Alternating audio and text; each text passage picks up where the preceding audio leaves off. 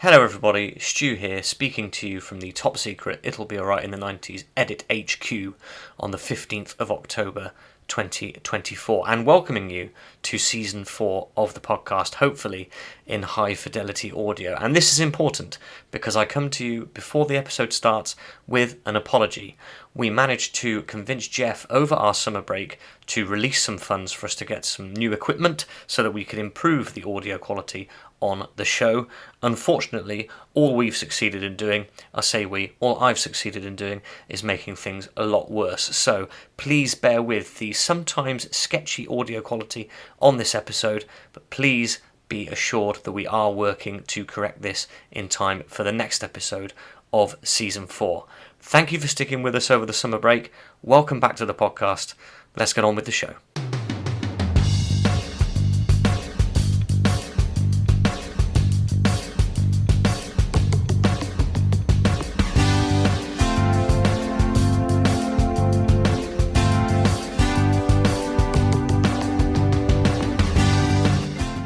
Hello and welcome along once again to It'll Be Alright in the 90s, the podcast that has no limits, no fears and no substitutes. We're back for a fourth season.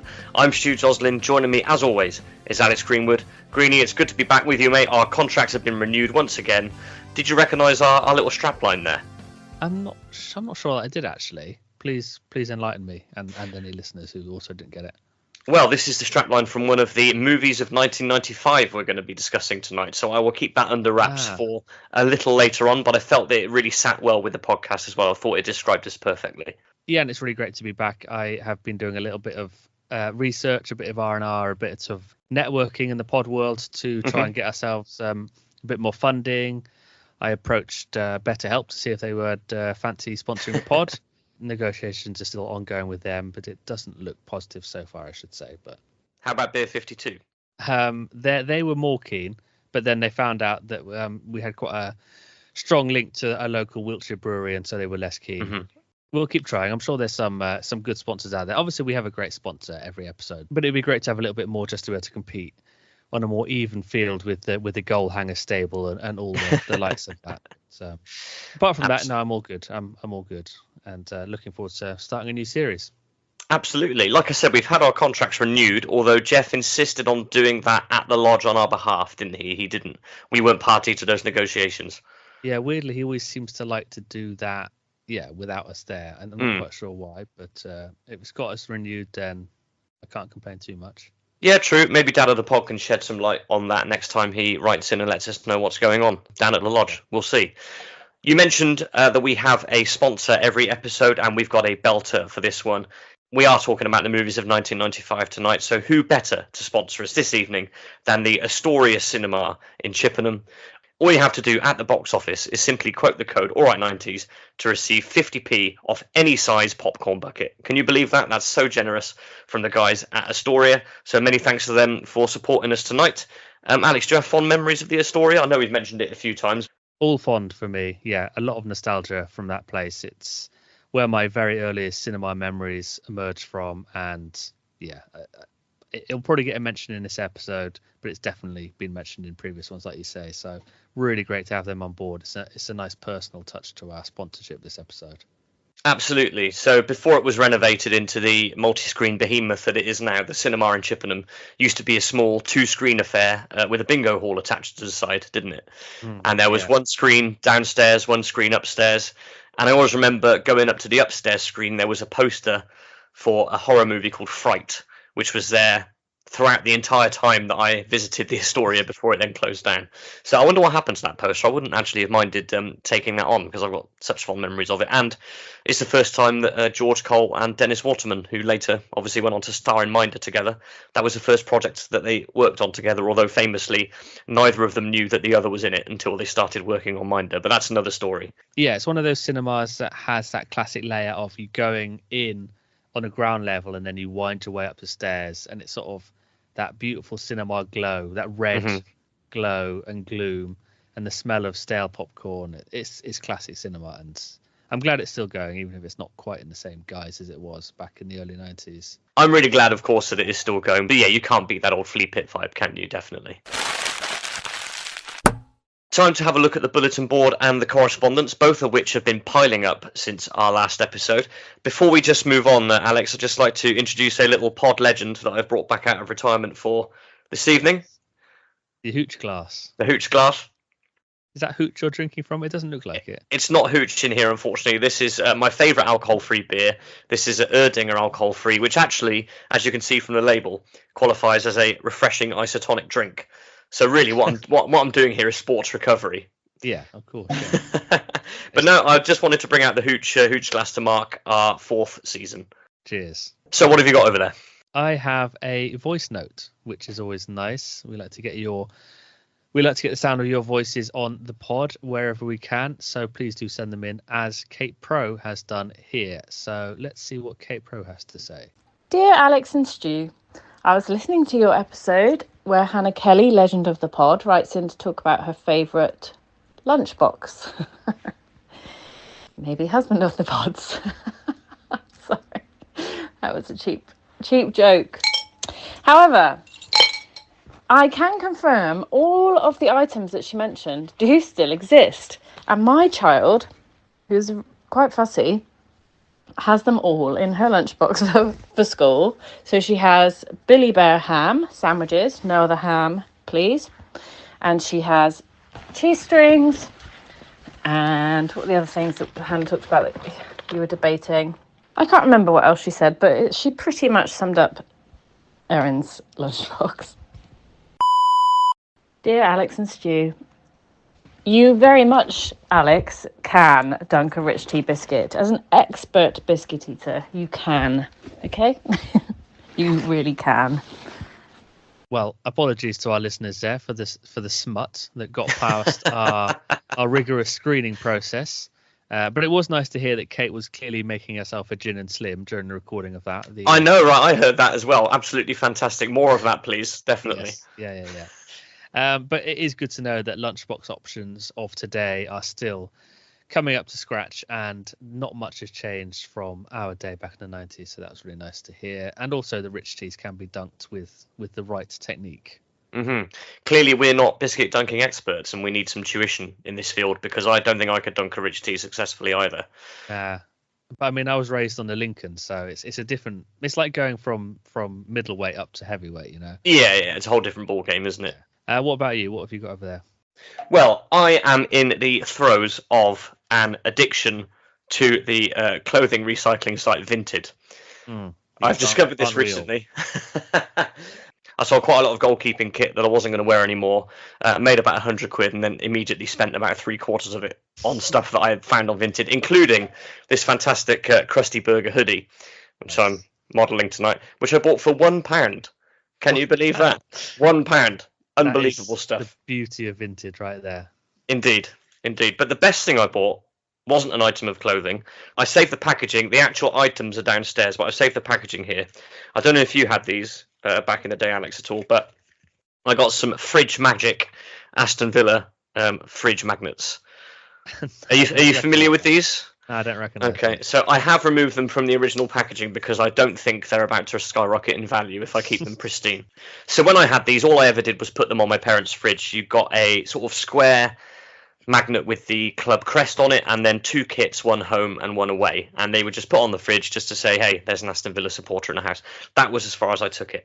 But if you look at the back of the packet, and you can see there's a sort of coupon where you can send off for something, and there's a little picture of a chart on the right hand side, and it would appear that the intention was you sent off £15, including P&P, for this metal display board. And then it acts as a sort of table throughout the year, dry white board as well, where you can fill in games played, goals scored, and you use the kits to line up what fixtures were taking place that week. So it's a really good idea, and I hasten to use the word improvement, maybe an embellishment on the old league ladders that you used to get at the start of each season in Match and Shoot magazine, where you would then move the tabs up and down and lose interest after about 3 weeks. But this was just a little thing that I spotted. It was up for a couple of quid on Vinted, of all places. And these are now proudly on my fridge. And on a recent visit back to my folks' house, I realised that my original Aston Villa fridge magnets are actually still there on my folks' fridge. So I could have just got those. But there we are. They are now in place at Shea Joslin. So that's Fridge Magic for you, one of the more obscure FA Premier League merchandising opportunities of the 90s. Does that not mean that you need to collect the other 19 teams so you can do the? Don't do this to me, mate, please. What season was it? Did you say? Will Norwich be there? The Villa kits in this packet were from 97, 98. So I'm assuming that's the season. Looking at the metal display board sample picture on the back here, you've got teams like Sunderland, Derby County, Middlesbrough, Coventry are in here. So yeah, it's definitely around that late 90s time. I'm afraid Norwich are not present. I do apologise, but neither are Ipswich, so maybe that's all right. Yeah, that's all right. A couple more notices from me. First of all, I just wanted to thank everybody who either attended or watched online for the 90s finale that we put on for Box Rocks this year on August Bank Holiday Monday. Really enjoyed it. I really got into my stride with the boy band dance moves. It was really something different for me as a musician and a performer. I really loved it. So I just wanted to say thank you to everybody for coming down, raising all that lovely money for charity. And Alex, you did watch online, didn't you? What were your thoughts? I did watch it online. Yes, I tuned into the YouTube stream and I was just dazzled, Stu. I saw you in a whole new blonde curtained light. You could tell there was a little bit of extra gusto when you did the Take That numbers, which is exactly what I would have expected. I was just seeing you live out your dreams, and that was worth it. I don't think it's any small thing to say that my entire musical career has been leading up to this moment, and there's nowhere else to go from here. I certainly can't improve on it. Maybe I should just retire. I don't know. Yeah, I guess unless you could do exactly the same thing, but on the pyramid stage, that's the only sort of the only way to go, isn't it? Maybe. Well, if anybody out there would like to see what it looked like, it's still up on YouTube. All you have to do is search for Box Rocks. The whole 9 hours of Box Rocks is up there, so you'll have to skip through to the end. But there were some great bands on during the day as well. Bands like Powerline and the Mighty Rooster appeared as well, so have a look at them. Also, maybe we'll stick a link in the episode description, actually, to make it a bit easier to find. Yeah. The last thing I wanted to say, really, is just a shout for Richard Gombolt from Midget on our last episode. We have had so much positive feedback about this episode. He was a great interviewee, great man, and I can't wait to go and see Midget live in Aldershot next year. I'm really going to make an effort to get down there and see that and hopefully catch Richard for a beer as well. So yeah, it was a great episode and really urge anyone who hasn't listened to that already to go and check it out, because it was a really interesting story about what it's like to make it in a band in the 90s and all the pitfalls and the positives and the amazing moments that came along with that. So yeah, go and check it out. And yeah, thanks Richard for coming on, because it was amazing. Don't forget his Alan Partridge impression as well. Yes, absolutely, yes. No What's the Most 90s this time, but we do have a little bit of time for some anecdote roulette. And Alex, in the time that we've been off, I've actually managed to come up with a couple of new ones. So I'm just going to give you the new subjects this time and see what you fancy out of these. And we'll start off with a brand new anecdote roulette. So I've got the roast dinner, the inflatable chair, the locked Ford Fiesta, or my first bike. Which one of those would you like? Well, I'm a keen cyclist, so let's go for your first bike. Okay, my first bike. I can't believe this hasn't come up before. And when Legend of the Pod, my dad, Glyn, listens to this, I think he's going to wince at the memory. So this is my very first bike. I remember it was green, it was jungle themed, and it came from Halfords, so it was an Apollo bike. I'm sure a lot of people are familiar with the Halfords in-store brand of bikes, Apollo. It had stabilizers. I must have been about 3 or 4 at the time. I remember going out for my first ride on this bike around the cul-de-sac we lived in at the time, which is in Corsham, called Hither Spring. You familiar with Hither Spring, Alex? Yes, of course, yeah. Did you ever have any business at Hither Spring? Someone I went to school with lived down there, Ben Dillaway, I believe. Was that Hither Yes, Spring? yeah, I'm very familiar with that name. Yeah, absolutely. Okay, so you know the geography of Hither Spring then? Yeah. I'll try and explain it for you as well as the listeners then. So when you enter Hither Spring, you immediately go up a hill. I already know what you're going to say. I can visualizing it already, but yeah, keep going. Well, I'm not sure. I don't think you're quite there, but you might be halfway there. You go up the hill, you plateau, and then at the end of Hither Spring, there is a turning to the right, which goes downwards towards some garages. And the houses in Hither Spring were unique. I've not really come across this before in any house I've been in since, where you enter the front door. You used to enter on the landing of the stairs. So you would enter in between the 2 floors of the house. Anyway, that's an aside. So my dad's got me set up on my new bike, and we are in the back of Hither Spring towards where the garages are. And I go along the top of the hill, I turn left, and I start rolling down the hill towards these garages. At the bottom of the hill, the garages are on the left. There's a stone staircase And then at the bottom of the stone staircase is basically a bramble hedge. I don't know what you would call that, a thicket of brambles. I start to gather speed.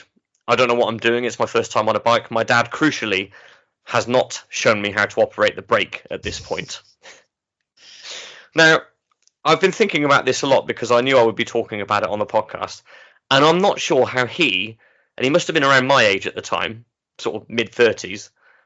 I don't know how he wasn't able to catch up with me and stop me.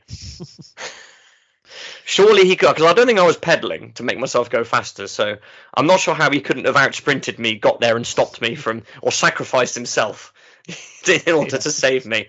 But the upshot of the story is I failed to stop in time at the top of the stone staircase, went flying over the edge, landed in the thicket. And I can clearly remember my field of vision after I'd gone through the accident. I was facing backwards. I could see my dad coming towards me. In the left side of my field of vision was one of the stabilizers of the bike. And in the right side of my field of vision was my Max Power branded baseball cap, which had obviously come off in the accident and was hanging in the thicket up there towards my right.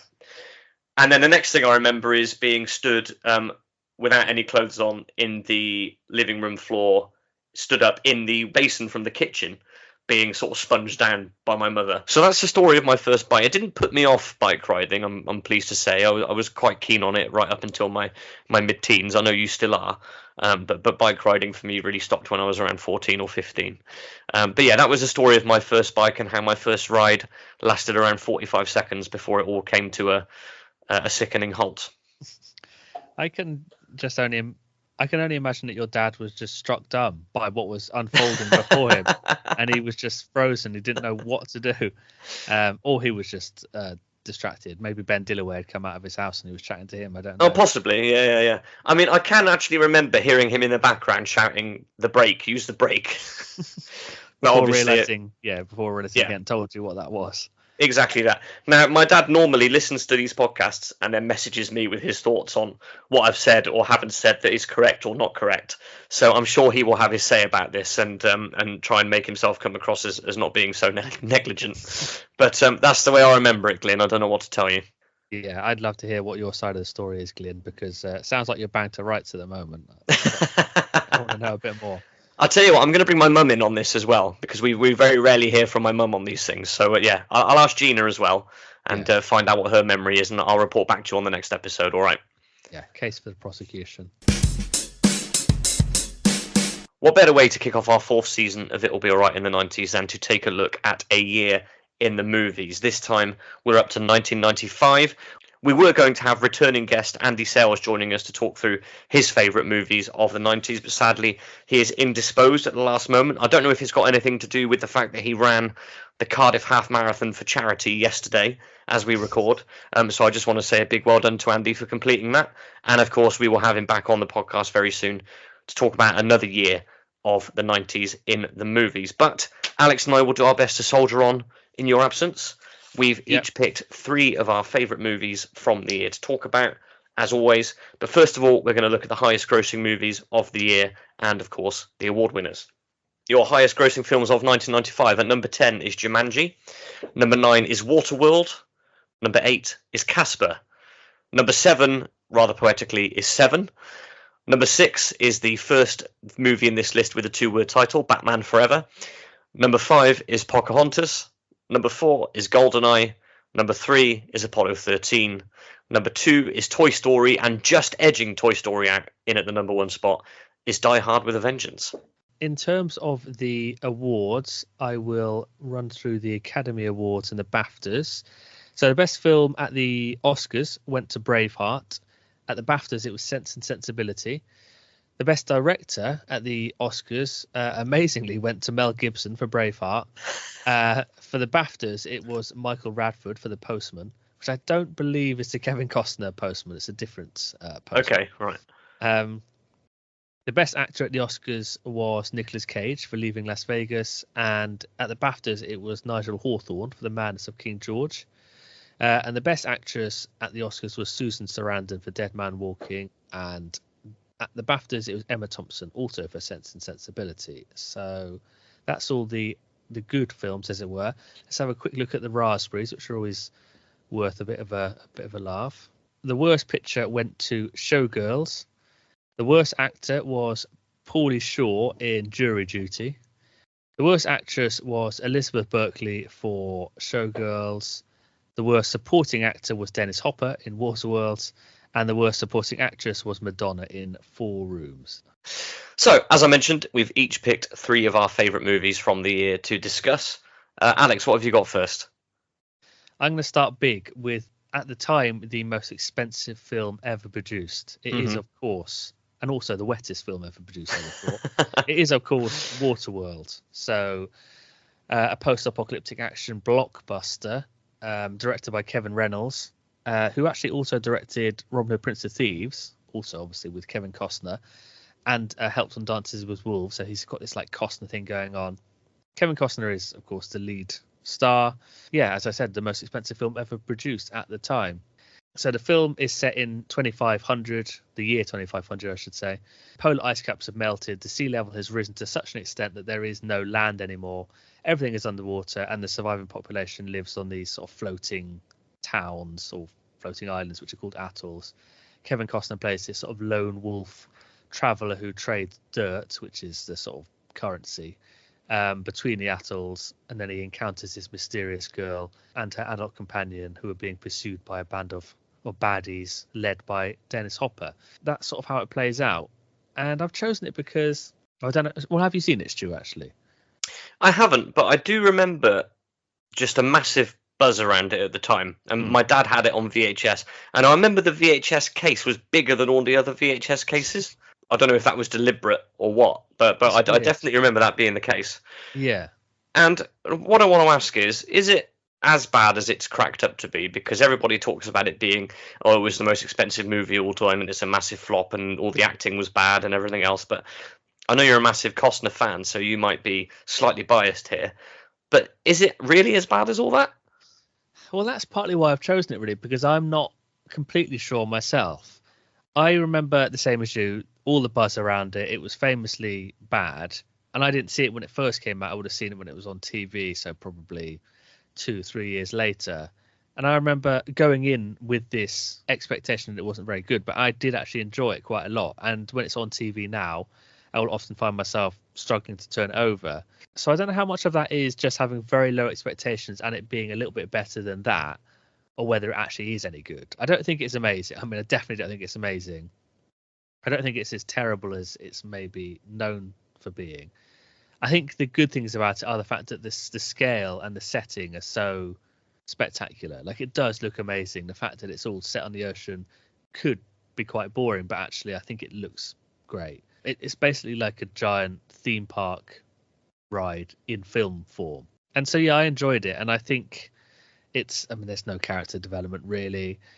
The story is okay, but it's kind of just a vehicle to carry the effects and the explosions and whatnot. And the acting really varies from one end of a scale to another, because you've got at one end Kevin Costner being very Kevin Costner, which is to say not that expressive or effusive, shall we say, to Dennis Hopper at the other end, who's chewing the furniture as much as he can.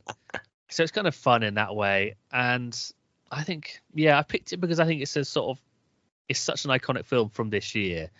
Everyone remembers it being a flop. Lots of people have seen it. Lots of people haven't seen it. Yeah, I just think it's an interesting piece of sort of 90s blockbuster brouhaha and bombastic filmmaking. It's kind of ridiculous, but I think it is fun. I don't think you really get films quite like this anymore. And that's why I picked it really for. It's quintessential 90s action blockbuster fare, and also because I love Costner, as you said. So there you go, Waterworld.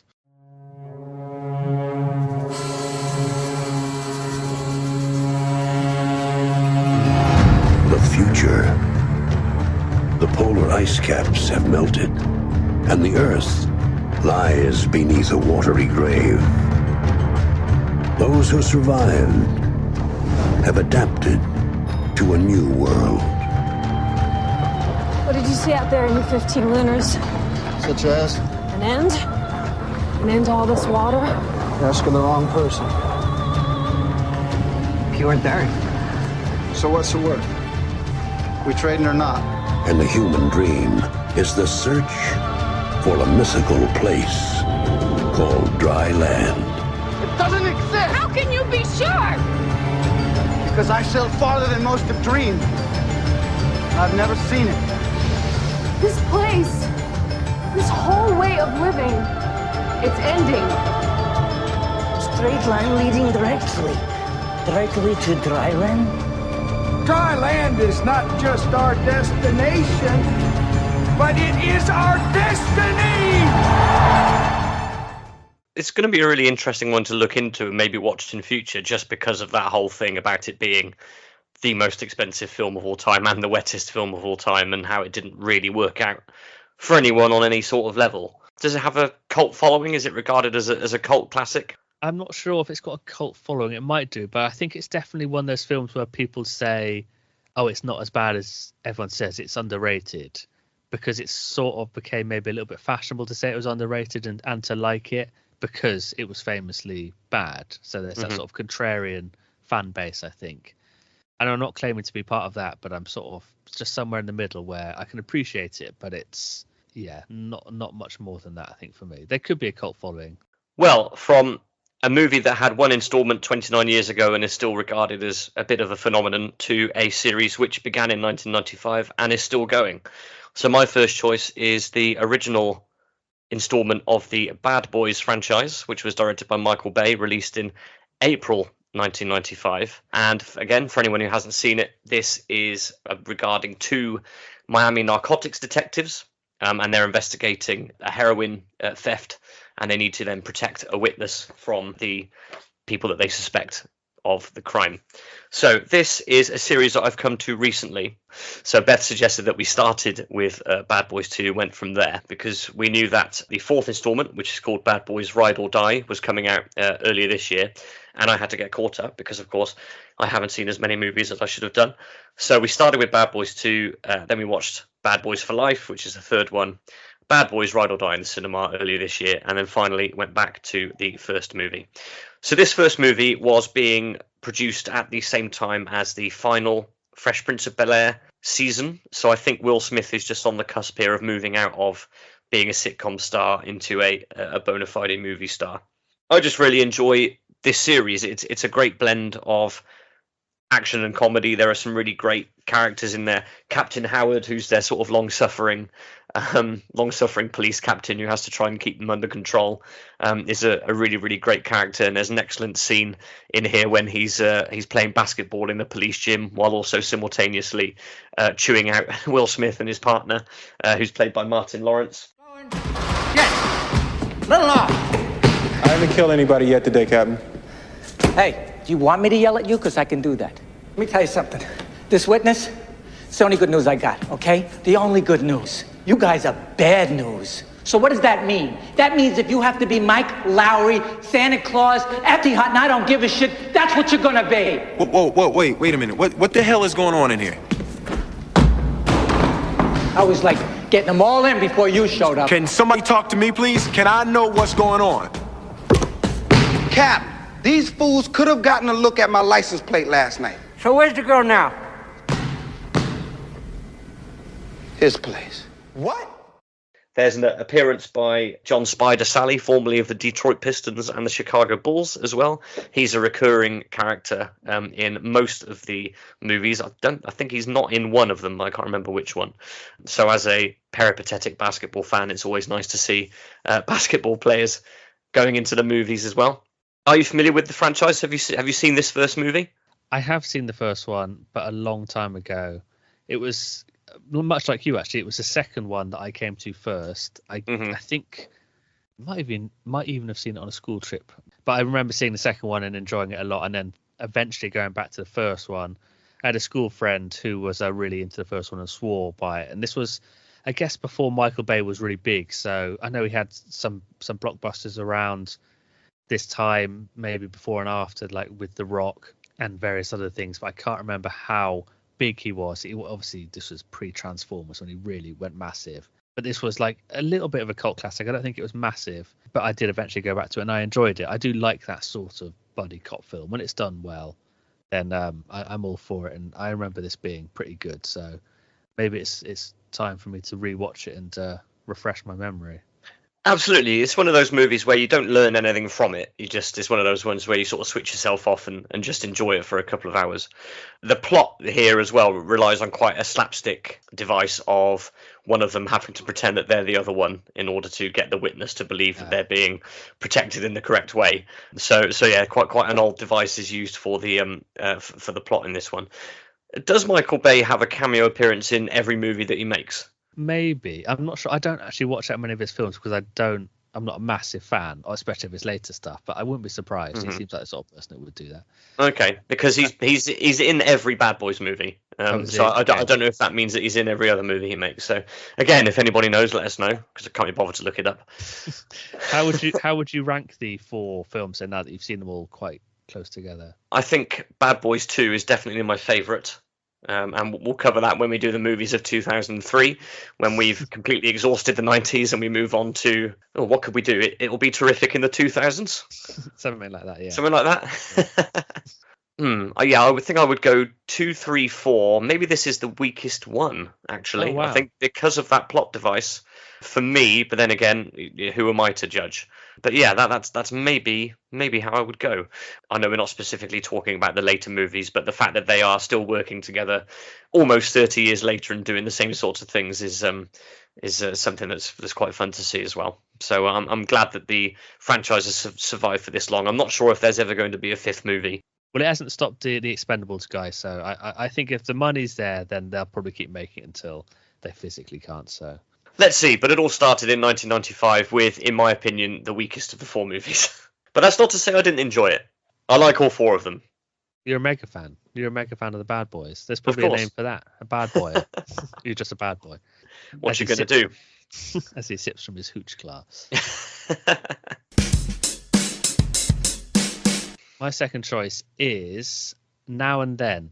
This is directed by Leslie Linka Glatter and written by Ina Marlene King, both of whom I didn't really know from their names, but when I looked them up, they've actually gone on to do loads of big stuff, a lot of it on TV. So like Pretty Little Liars, Homeland, Mad Men, ER, they've sort of directed and produced and showrun various programs, including them. So big names now. And this was of course I've chosen a coming of age film because I've got to get at least one into every episode we do on film because it's maybe my favorite genre. And so this one follows 4 women. It spans 2 time periods. The present day, obviously back then, and then there's flashbacks to when they were 12 in 1970. And it mainly deals with that childhood era, the 1970 period. And it's all set over one summer, like all the best coming-of-age films set over a summer. And it's 4 12-year-olds, and they're played by Christina Ricci, Thora Birch, Gabby Hoffman, and Ashley Aston Moore. So the first of those 3, obviously, big names in their own rights now, have gone on to become pretty big film stars. And then the 4 grown-up characters, who are the same people, but I guess in their mid to late 30s, are played by Demi Moore, Melanie Griffiths, Rosie O'Donnell and Rita Wilson, so also really big names. So there are these are big actors that are in this film, and ostensibly the story is about these girls trying to solve this mystery of this boy who had died in their hometown 10, 20 years before. But really, I think it's just about their experiences of growing up in this small town in the 70s as preteen girls, and all the sort of growing pains and the joys and the heartbreaks and the upsets and troubles for children of that age in that era. So, I mean, classic coming of age, really. And I didn't actually see it in the 90s. I didn't see it until I was in my late 20s, maybe early 30s. So I've chosen it not for my memory of watching it at the time, but what I've come to realize is the significance of the film for so many people who did watch it at the time. Obviously, I love coming of age films, but they're so often about boys and men and very rarely about girls, especially back then. I mean, we can probably name plenty of classic coming of age films about boys, like Stand By Me and American Pie. When it comes to girls, there's really not very many from back in the 90s, 80s, even the early 2000s. It's changing now, but back then there was hardly anything. And so I've mainly picked it because I think it is a rare and therefore really valuable example of a coming of age film about girls. And I know a lot of my female friends really swear by this film and consider it a really formative film from when they were growing up, and they still love it now. Kind of maligned a little bit for its artistic merit, but ignores and overlooks the merit for the social impact it had and the relevance and the importance it had for so many people growing up. Yeah, and apparently it receives fairly negative reviews when it was out, which I find surprising, because I do also think it's a really good film in its own right. I watched it again day before yesterday, and I think it's really watchable, and the actors are all really good, both the adult and the young actors. And yeah, I think what is the point of films if not to provide solace and comfort for people who are watching it, especially young people? And the fact that it was overlooked at the time, I think, says a lot about how dominated the industry was, I guess, by men and male reviewers, and how overlooked female stories were. And I just want to give it some love for that, really. I think it's a really significant film for a lot of people I know and love and care about. And I also think it's a good film. So I had to pick it. When I saw it came out in 95, I thought, bang, I'm having that. And there you go. That's Now and Then. Absolutely, right on. And in a world of Waterworlds and Bad Boys, there should be Now and Thens as well. Absolutely, yeah. And I do recommend everyone goes out there and watches it if you haven't already seen it, because I think it's a bit of an undiscovered gem, especially for men and boys. Right, what's your second choice, then, Stu? Well, I'm going Route 1 here. 24th of November 1995, the first appearance of Pierce Brosnan as James Bond. It is, of course, GoldenEye. Now, I have far more experience and knowledge of GoldenEye in a different arena, and you can probably guess where I'm going with this. One of the most famous computer games of the whole decade. No limits, no fears, no substitutes. This is Bond for the 90s. And I think it's fair to say that there was a bigger buzz around this Bond movie than there possibly had been over any that have been released over the last 10 years, because this is Pierce Brosnan's first appearance in the role, as we say. This has come at the end of a 6-year hiatus for the series, during which Timothy Dalton left the role and was obviously subsequently replaced by Pierce Brosnan. You've got Judi Dench coming in as M. There's Samantha Bond coming in as Moneypenny. I think this is possibly the most credible of the Brosnan movies as well. So there are two more Brosnan Bond movies in the 90s. There's Tomorrow Never Dies in 97 and The World Is Not Enough in 1999, which maybe we will discuss when we get to those years. But in those movies, you tended to get things like the remote control car, he's driving the car from the back seat, and the car that disappears with all the cameras on it and things like that. I know that you can't really argue that any James Bond movie is credible, but I think this is probably Pierce Brosnan's most credible Bond movie. And this is the first one that I remember really engaging with, like I say, mainly through the N64 game, which my dad was a huge fan of. He's always been a huge fan of Bond.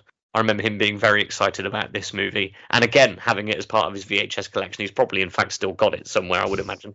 Same as Waterworld. Maybe I can get a hold of them both. This is the movie that really introduced me to the world of Bond, and I will always actually associate this movie with an incident that happened a couple of years ago at Christmas. I had driven wife of the pod, Beth, to visit her folks in Wales. I had then returned home because I had to look after the cat. It had been a terrible day outside, wind and rain all day. I got home and the cat was nowhere to be seen. I went outside and found him sort of shivering and sheltering under a bush because I had not opened his cat flap correctly, and he had been able to get out but then not back in, and I hadn't been home for 6 or 7 hours. So once I'd rescued him, brought him in, dried him, and apologised to him profusely, we then sat and watched GoldenEye together. So now every time I think of GoldenEye, I think of Algie the cat getting soaked and cold one cold December day at Christmas a couple of years ago. So I'm really sorry about that. Yeah, that's GoldenEye. Well, we all have these sort of personal connections, don't we, to these films and memorable viewing experiences, and that sounds like a good one. Yeah, GoldenEye is an interesting one. I think you're right. It probably is the best. I mean, I'm sure it's the best of the Brosnan films. I don't know if I've watched all of them more than once each, including this one. But Bond was sort of weird for me in the 90s because I'd watched all the old ones. That could, they would be on ITV on a Sunday afternoon and whatnot. They still are. Yeah, exactly. And so I'd always thought of it as like an old thing. So when this came along and Brosnan signed on and did this new film, it felt like a completely different era. But of course, when you actually look at the timeline, 6 years between this one and the last Timothy Dalton one is not actually that long. It's probably a similar gap to the penultimate and the final Daniel Craig Bond movies. It's not that long, but back then, when everything, feels like a longer time gap because you're younger, and also the fact that it was the first new one to come out in my lifetime, or in my, knowing lifetime, it did feel like a really big event.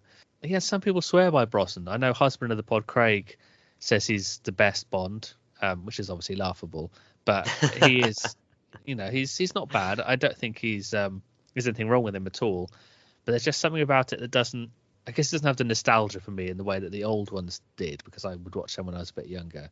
But I think this is probably still a good film. If I watched it again, I reckon I would still really appreciate it. I think so. I think it stands up well. It's a great plot. I think Sean Bean's excellent as the villain. I won't give it away for anybody who hasn't seen it, obviously. And Robbie Coltrane is excellent as well as the Russian agent.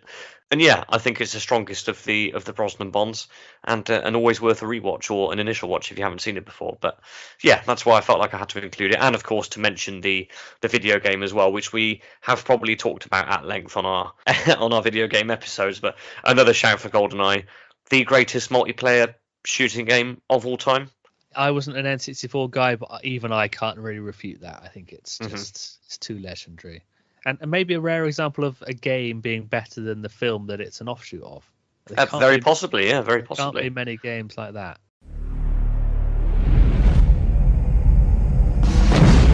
When the world is the target. 72 hours ago, a secret weapon system was detonated over Severnaya. And the threat is real. GoldenEye exists. A radiation surge that destroys everything with an electronic circuit. You can still depend on one man. I want you to find GoldenEye. 3. Find who took it. 2. And stop it. 1.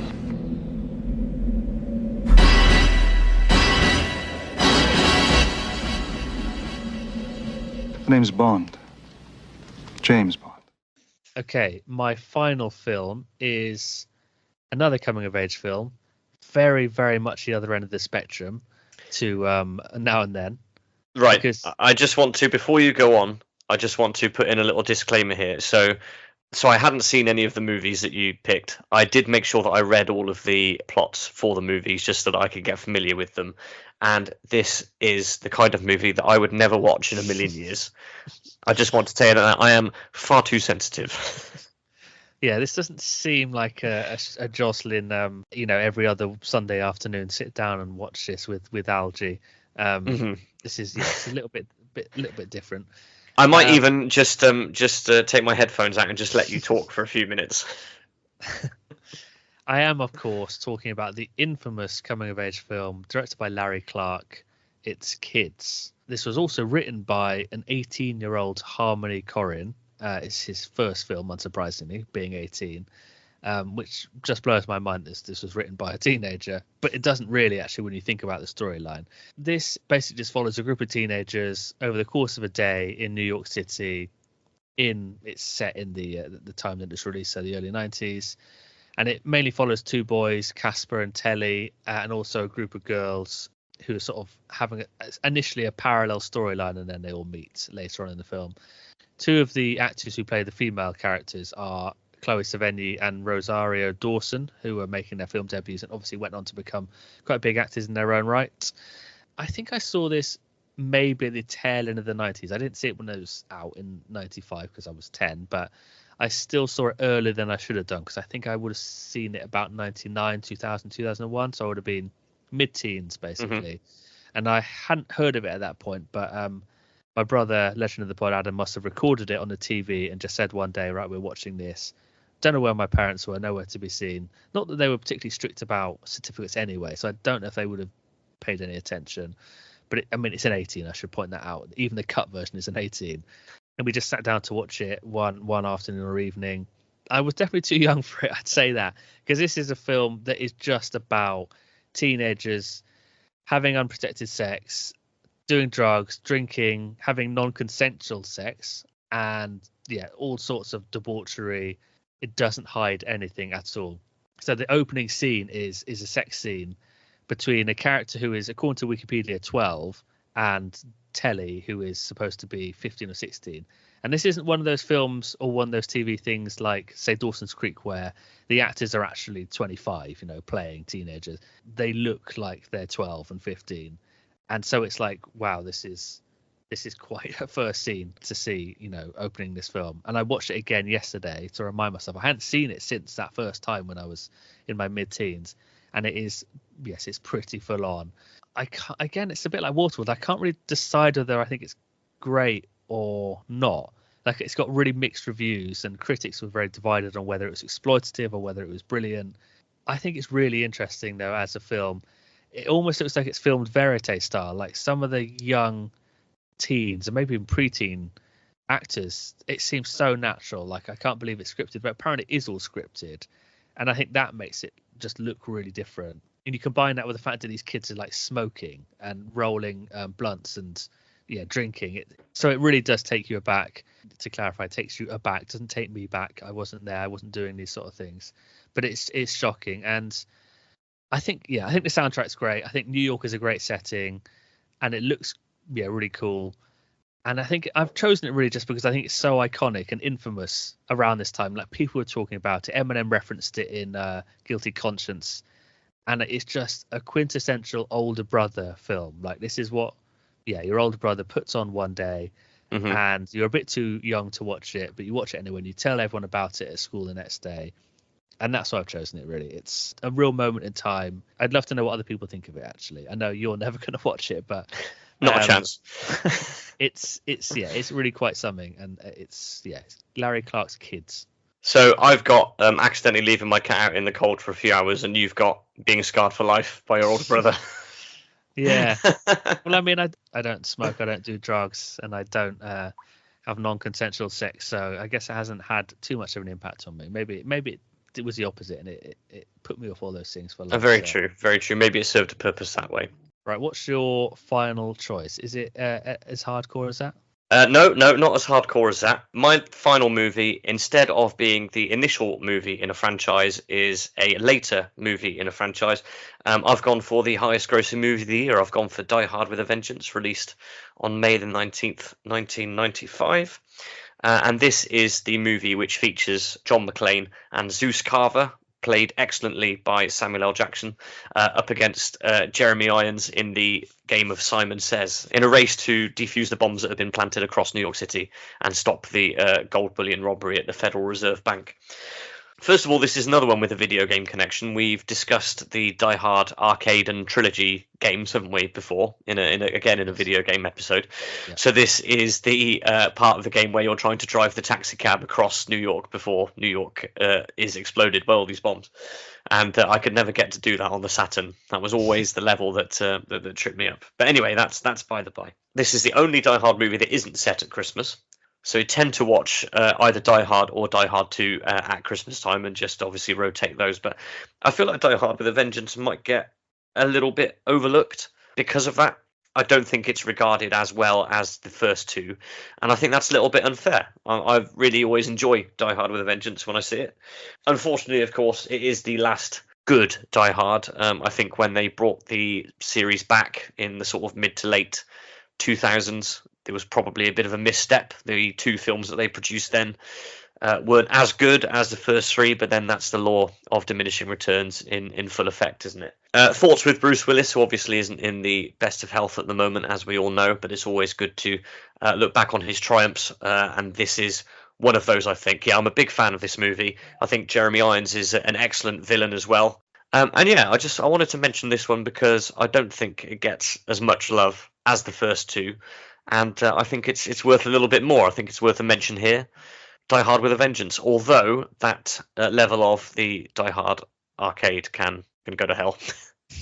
It's definitely the hardest one of the game, and the least enjoyable.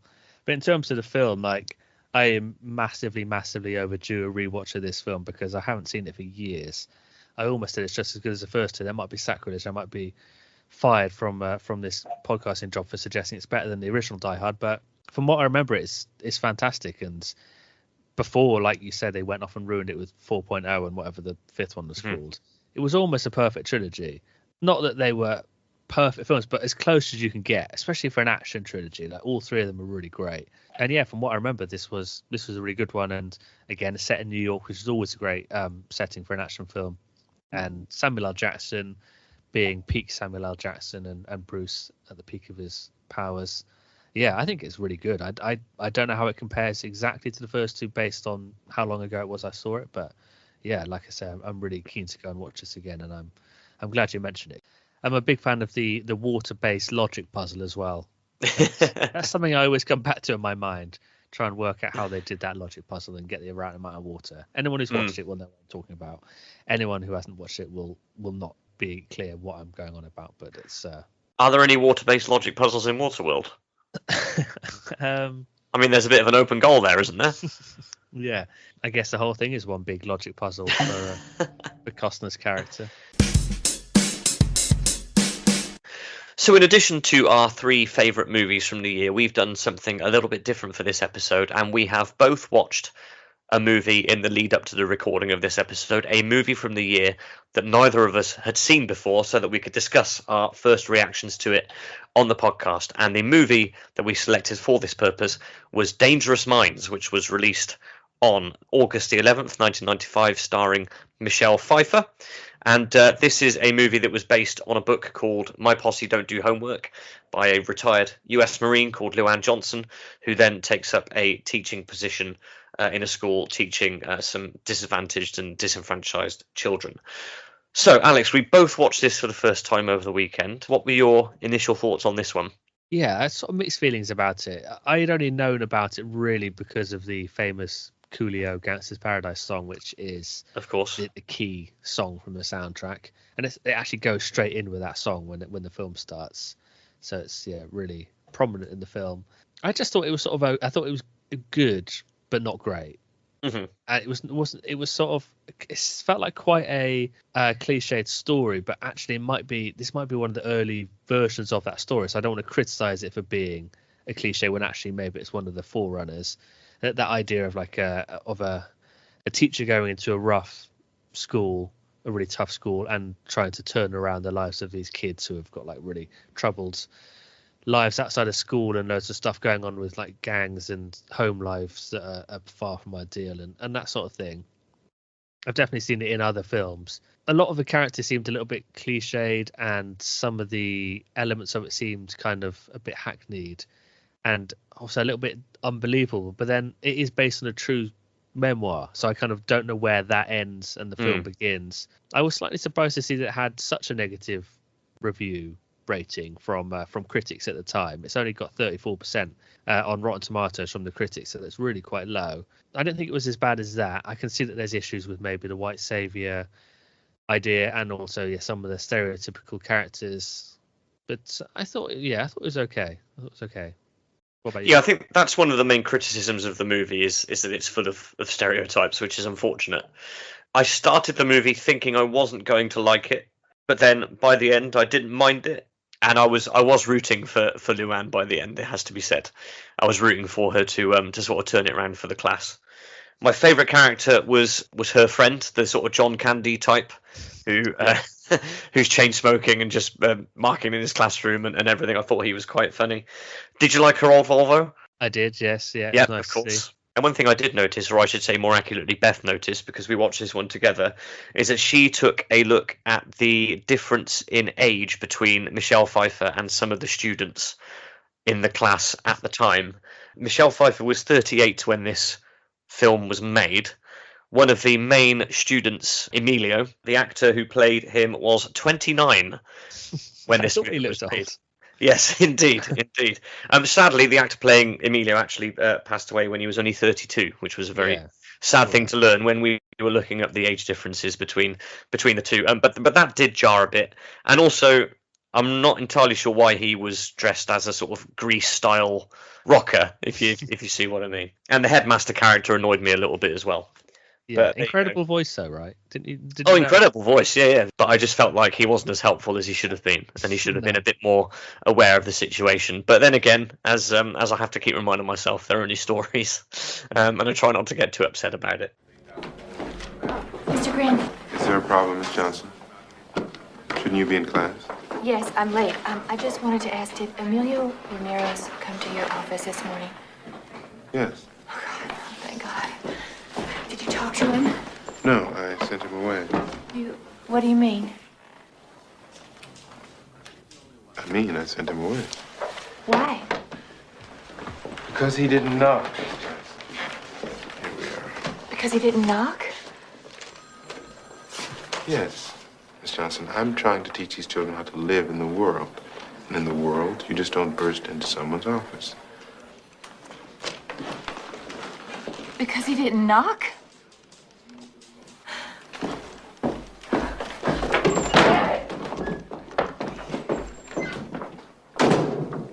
So to summarise, I didn't mind it. I don't think I'll watch it again, and I can probably understand why it's got a 34% rating.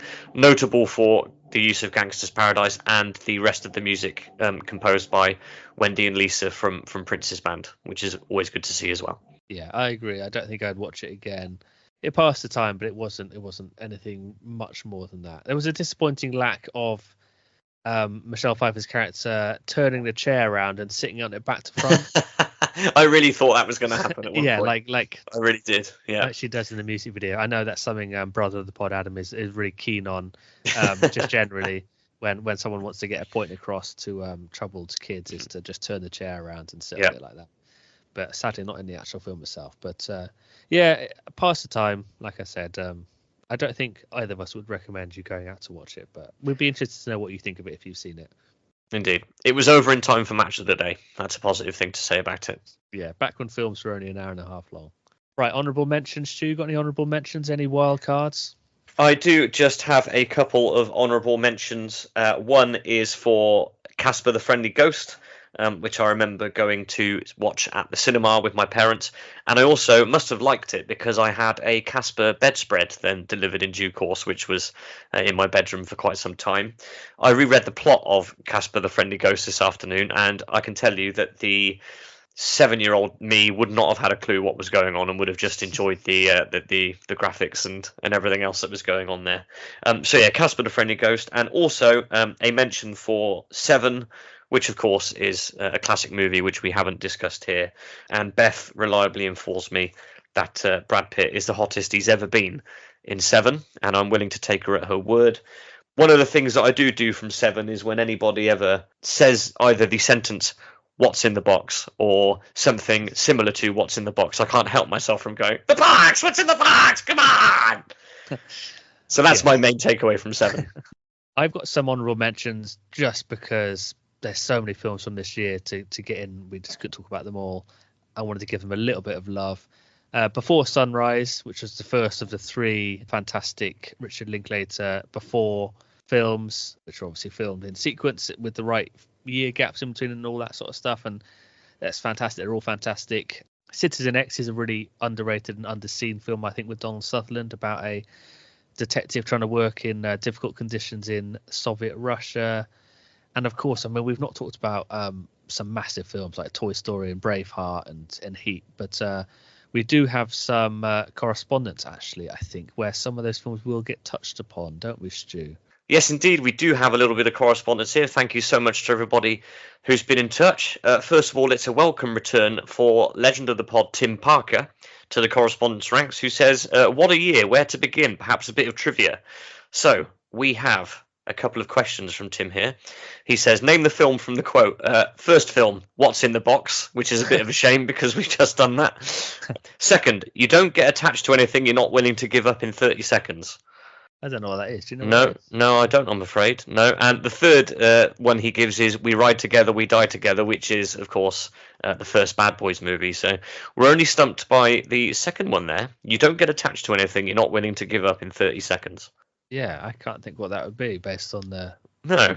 He also comments on the number of films becoming classic computer games or computer games becoming films, which did seem to happen quite a lot in the 90s. We've already touched on that. And he then ends by saying, never forget the classic Simpsons episode where Milhouse plays the Waterworld arcade game. Oh, yeah, of course.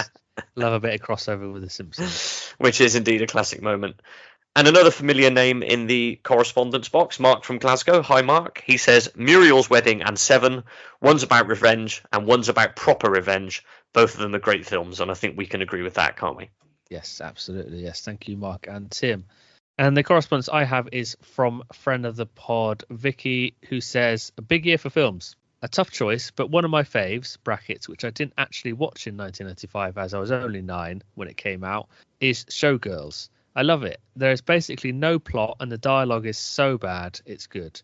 I made brother of the pod, Adam, watch it with me a few years ago and we still quote it to each other pretty regularly. I know they have screenings of it in America where people go dressed up with props from the film, etc. And I would love to go to one of those. A camp classic. Have you ever seen Showgirls, Stu? I haven't, I'm afraid, no, but it sounds like it's very well regarded, so maybe one to check out. Yes, it's definitely one of those films that people watch sort of ironically, so to speak, and really love and get into in that way. So maybe we should get around to watching that and get camped up. Just to go back to Tim's trivia quiz, I have looked up the answer, and his second quote is from Heat, which is from 1995. Yes, of course. Actually, that reminds me, I do have another little bit of correspondence, which I'd almost missed. Well, actually, 2 bits. Firstly, we've got this nice voice message, actually, another voice message from Ruben. I like Toy Story because they're actual like toys of Toy Story. That's quite cool. I also like Toy Story because I quite like the knowledge that they come alive. That's quite cool. And I love Buzz because he's amazing and he has a lot of buttons and he has a lot of options for you to do. Woody's quite cool too, but that's it. Well, I for one fully support and agree with that point, Ruben. Toy Story is a classic and spawned one of the greatest trilogies of all time, if not the greatest trilogy of all time, and one of the best fourth of all time, because even though it's not strictly a trilogy, it's still a good fourth film. So yeah, excellent choice there. And finally, I have some messages from friend of the pod, Greg, and legend of the pod, Kate Pro, and they have picked the following films. This is from Greg. He says Heat is number one of the best shootouts of all time. I think we'll all agree with that. Mm-hmm. Casino, which I've never seen. Ghost in the Shell, The Usual Suspects. The Usual Suspects, there's another massive film as well we've not mentioned at all. We always end up doing this, don't we? Yeah. We always end up missing loads. Yeah, and he also mentions Seven, and he says honourable mentions La Haine, ID, Kicking and Screaming, Before Sunrise, which I mentioned, Crimson Tide, that's another great film, and Dead Presidents. And he says the terrible films that I love are Under Siege 2, Batman Forever, Showgirls, and Tank Girl. Kate Pro says City Slickers, watched it later but loved it so much, and then Now and Then is number one for her. Huge reference point for her at that time. And then also Pocahontas, Casper, and Toy Story. Thank you, everyone who got in touch to tell us your favourite films of the 90s. Please do keep sending in correspondence on that subject. You don't have to just do it in this episode. We will read them out in our next episode. So, yes, send in your top threes, your top fives, whatever. And why as well. It's always nice to know why you like the film so much. Maybe you watched it with a cold, wet cat, or was shown it too young by an older sibling. So yeah, tell us your stories. Please do keep them coming in. These episodes always generate some great correspondence from you guys. Yep. So please do keep it coming in. We want to know what your favourites of the year were for sure. So that concludes our look back at the movies of 1995. Alex, you were a consummate professional as ever. I, on the other hand, am very ring rusty. I have come back for pre-season training and I'm having to wear a bin bag under my kit and lose the excess weight. This is where I am at the moment. So please bear with me, everybody, while I get back up to full pod speed. I do apologise for my performance tonight. No, you are fine. You're doing yourself down. So you've got such high standards for yourself. That's the trouble. Well, that is true. Nothing but the best is good enough on It'll Be Alright in the 90s. And we've got one of the best coming up for you next time because it's a return for pod royalty. He's a pod legend. It's Diamond Joe Barter, and he's coming back to speak to us about another random chart from the 90s. Alex, I've got our random date generator of choice ready to go here. Shall we find out which chart we're going to be speaking about next time? Give the wheel a spin, Stu. Here we go. Our date is the 15th of January, 1991. It's an early 90s chart. Early. I think our last one was 99, wasn't it? So we've gone right back to the beginning of the decade. We've gone right back to the beginning of the decade. We've got a good spread. So we're going to go away and have a look at that chart, see what's in there, the hits, the misses, and come back and discuss that next time. Really looking forward to that one already. Yes, fantastic. I really hope we have fallen into the Bryan Adams era of 91 there. I'm not sure. I haven't looked yet, but fingers crossed I can talk for another 10 minutes about how much I love that song. Well, that just about wraps us up for now. Thanks so much for bearing with us during our summer break. It's great to be back with you. We'll be back next time. Until then, it's goodbye from me. I'm just off to watch kids from behind the sofa with my hands over my eyes. And it's goodbye from me. I am just off to try and recreate that water puzzle again. Ta-ta. Bye.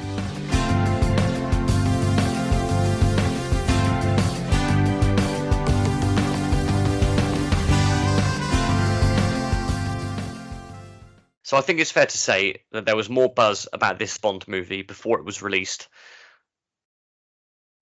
There's something else I could go with here. Hold on.